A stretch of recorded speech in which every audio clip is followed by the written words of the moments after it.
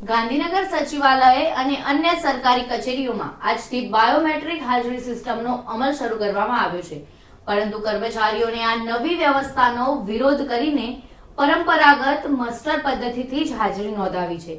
સામાન્ય વહીવટ વિભાગે 27 જાન્યુઆરી 2025ના રોજ જાહેર કરેલ પરિપત્ર મુજબ સચિવાલય સંકુલના તમામ વિભાગો, કર્મયોગી ભવન, ઉદ્યોગ ભવન અને કલેક્ટર ડીડીઓ કચેરીમાં ડિજિટલ એટેન્ડન્સ સિસ્ટમ લાગુ કરવાનો નિર્ણય લેવામાં આવ્યો હતો.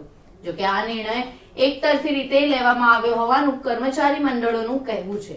કર્મચારીઓનું કહેવું છે કે તેઓ કચેરી સમય બાદ પણ મોડે સુધી રોકાઈને રાજ્યના વિકાસમાં યોગદાન આપે છે, પરંતુ આવા એકતરફી નિર્ણયોથી તેમનો ઉત્સાહ ઘટે છે. મહામંડળે જણાવ્યું છે કે જુદા જુદા કર્મચારી મંડળો સાથે પરામર્શ કરીને આગળની કાર્યવાહી નક્કી કરવામાં આવશે.